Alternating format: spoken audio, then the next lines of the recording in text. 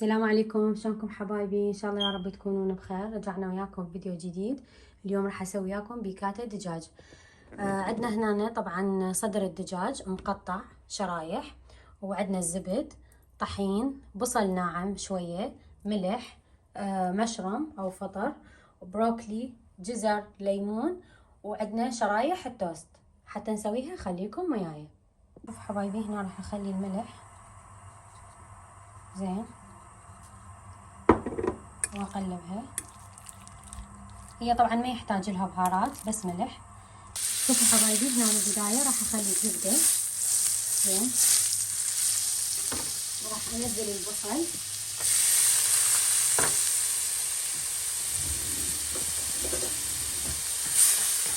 احمصهم شوية. طبعا ضروري نحصل على هذا اللون، هاي الكرملة مال الزبدة، حتى بعدين بالصوص تعطينا لون وطعم كلش طيب. هسه حبايبي راح انزل الفطر،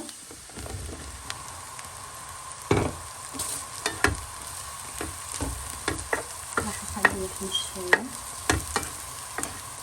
حبايبي هذا حمصت الفطر، صار عندي بهالشكل هذا. هسه راح اشيله اخليه بماعون، حتى راح استخدم نفس الطاوة، ما راح اغيرها، خليكم وياي. شوفوا حبايبي، هاي بنفس الطاوة راح اخلي الزبد.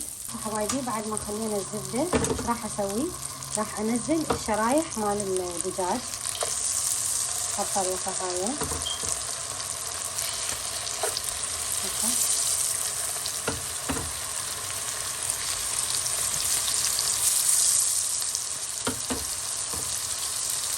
طبعا هاي كلش طيبة زين، مفيدة ومغذية، واللي عندهم مسوين رجيم يقدرون ما يسوون بيه زبد، يقدرون بس يسلقون صدر الدجاج ويسوون نفس الخطوات الباقية. يعني كلش مفيدة اللي عندهم مسوين دايت، كلش مفيدة لهم. شوفوا حبايبي، هاي نزلت شرايح الدجاج هنا، راح نخليها تاخذ لون واقلبها. شوفوا حبايبي، هسه هذا الدجاج اخذ لون عندي، راح اقلبه.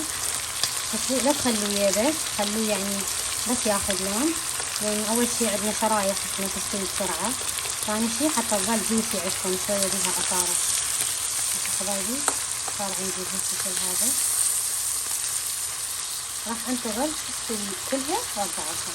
حبايبي هاي كلت عندي كلها، راح اشيلها زين. شوفوا شلون صار لونها ذهبي. شوفوا حبايبي، بنفس الطاوة وهذا الزبد الزاد عندنا، راح انزل هذا الطحين، احمصه شوية خليه ياخذ لون. شوف حبايبي، هسه حمص عندي الطحين، راح اخلي له شوية ماء. شوفوا حبايبي، هسه هذا الصوص عندي راح اتركه يغلي. بعد ما ضفت له ماي، هاي عندي شرايح الليمون راح اضيفها. شوفوا شوية مو هواية زين. هنا راح اضيف له عصرة ليمونة.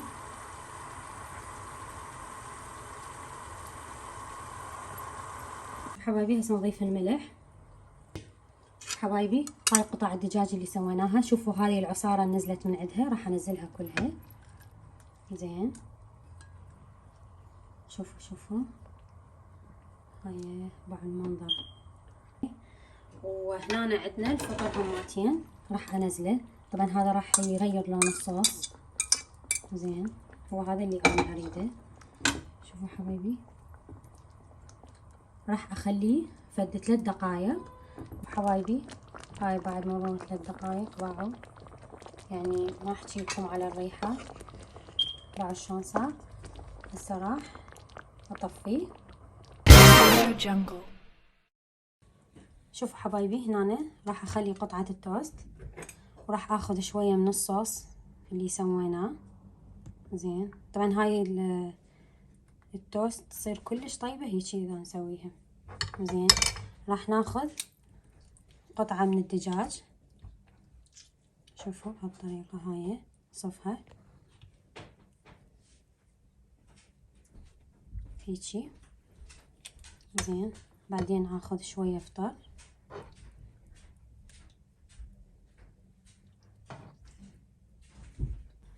وهنا حبايبي راح ناخذ هذا البروكلي، ناخذ هيجي نسويه، والجزر. وطبعا سويت المسد بوتيتو، انا مسويتها وياكم قبل بفيديو سابق. زين،